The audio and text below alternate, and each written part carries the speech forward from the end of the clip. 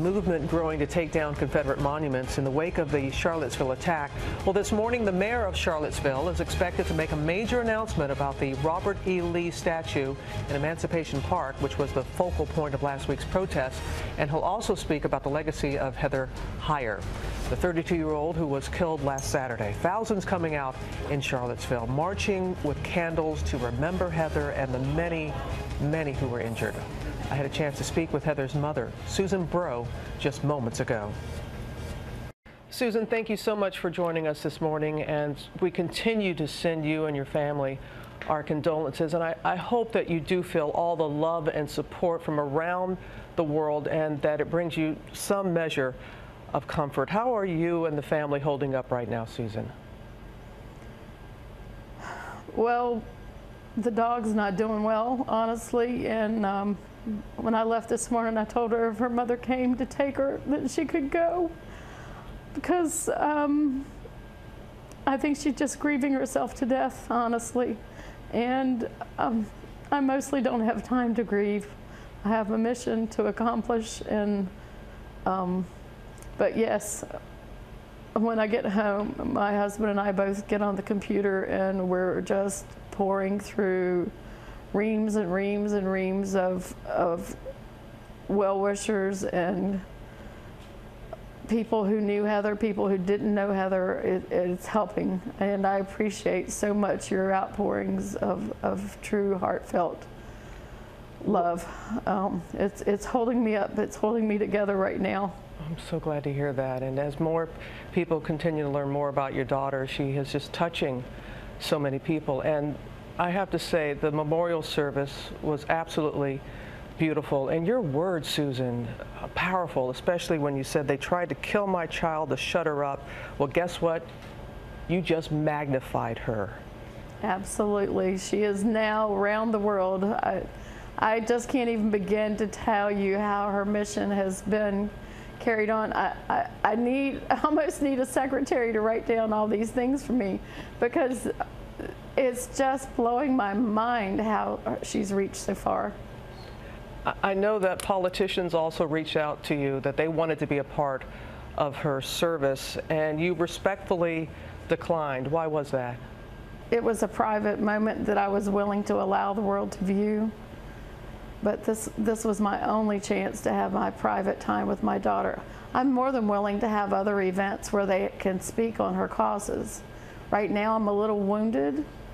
I'm a little angry, and so I'm not trusting any politicians at the moment. I feel like people are trying to use me and use Heather's name to further their causes that are not necessarily in alignment with hers.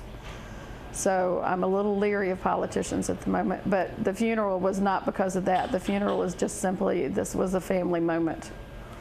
And the anger is in part because you feel that the politicians are trying to reach out to you for their own particular agendas and not to further your daughter's mission?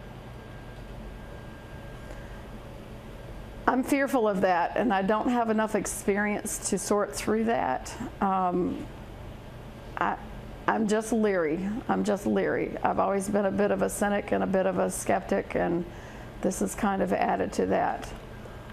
Well, this is new territory for you, and for this to so tragically happen and bring your daughter and your family into the spotlight and people reaching out, including, we understand that President Trump has reached out. Have you talked to him directly yet? I have not, and now I will not. At first, I just missed his calls. The first call, it looked like, actually came during the funeral. I didn't even see that message. There were 3 more frantic messages from press secretaries throughout the day, and I didn't know why. That would have been on Wednesday. And I was home recovering from the exhaustion of the funeral, and so I thought, well, I'll get to him later. And then I had more meetings to establish her foundation. So I hadn't really watched the news until last night. And I'm not talking to the president now. I'm sorry. after what he said about my child. And it's not that I saw somebody else's tweets about him. I saw an actual clip of him at a press conference equating the protesters like Ms. Heyer with the KKK and the white supremacists. And that is where you are right now, because after his statement, after he read his statement on Monday, you thanked him, but now you've had a chance to hear his remarks from Tuesday, and that has changed your position as far as the president is concerned and wanting to hear from him. Absolutely. You can't wash this one away by shaking my hand and saying I'm sorry. Is there something, though, that I'm not forgiving for that. Is there something, though, that you would want to say to the president? Think before you speak. Well, as I said, that's something that a lot of mamas say to their children. Is there anything other than the president's press conference on Tuesday? Is there anything else that has been said by him or anyone else that has angered you, upset you? There's so many things coming at me so fast from so many angles. I did read, and I knew that these comments probably existed, that Heather was part of a terrorist group, that she was part of a terrorist group, Black Lives Matter, and I can't even remember what the other group was. And I just said absolutely false. Heather was not part of any group other than the girls in her office. She was part of a group of human beings who cared to protest. And I want to end in talking with you. I want to end talking about your daughter.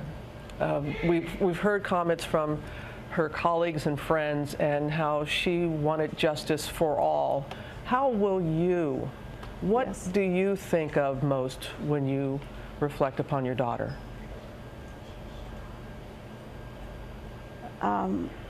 That tenacious, stubborn spirit that just would not let you get by with a half-assed answer. You had to get to the truth. You had to get to the bottom. You had to get to the nitty-gritty of it. She was not going to let go.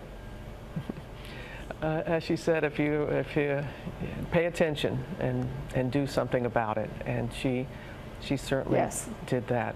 Susan Bro, bless you for raising such a loving, caring child, and we wish you and your family all the very best, and certainly appreciate your time, especially with all that's going on right now. Please take care. Thank you so much. As she said, you know, she didn't have a chance, as you would imagine, to watch all that has taken place since her daughter's funeral, and when she saw the press conference that the president gave, you could see, well, she spoke for herself, how she felt about that. And Susan Bro, she's actually received death threats. People have actually, but she feels compelled to continue her daughter's mission, and her daughter's mission was about equality for all and social justice for all. And she said, as she said at the service, it's hard to lose a child, but to lose a child in vain, she said, no, it has to mean something. She's a mom on a mission now. Yeah. And you can see where her daughter's got some of that fighting spirit from her mom. Right. All right, make sure to watch tonight a special edition of 2020. It's investigating the rise of hate groups in America. That's at 10 p.m. Eastern right here on ABC. Hi everyone, George Stephanopoulos here. Thanks for checking out the ABC News YouTube channel. If you'd like to get more videos, show highlights, and watch live event coverage, click on the right over here to subscribe to our channel, and don't forget to download the ABC News app for breaking news alerts. Thanks for watching.